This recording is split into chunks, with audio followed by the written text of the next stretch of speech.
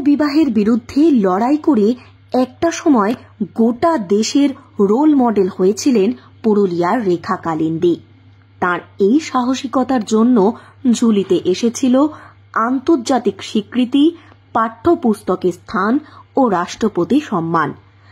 আজও চলছে তার লড়াই, তবে এবার এক অন্যরকম যুদ্ধ। এখন তার হাতে বইয়ের বদলে রয়েছে লাঠি। উদ্দেশ্য জঙ্গল ও বন্যপ্রাণ রক্ষা। পুরুলিয়ার ঝালদা বনাঞ্চলের কলমা বিটে বন সহায়ক হিসাবে কাজ করছেন তিনি। 28 বছর বয়সী রেখার কোলে এখন 16 মাসের কন্যা সন্তান। সেই সন্তানের দায়িত্ব সামলানোর পাশাপাশি চলছে তার বনাঞ্চল বাঁচানোর লড়াই। প্রতিদিন পাহাড় জঙ্গলের মধ্যে দিয়ে মেঠো পথ পেরিয়ে বন জঙ্গল পাহারা দিচ্ছেন তিনি। তার প্রচেষ্টায় বন্ধ হয়েছে এলাকায় গাছ কাটা। জঙ্গলে এখন দেখা যায় চিতাবাঘ, ভাল্লুক, হরিণের পদচিহ্ন। আজ যেন রেখা সমাজ বদলের প্রতীক।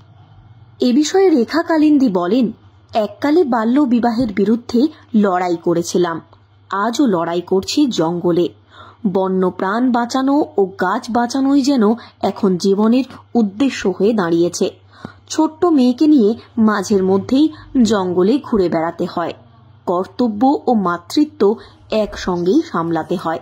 এই লড়াই কঠিন হলেও তার ভীষণ ভালো লাগা রয়েছে এই কাজের মধ্যে। আমি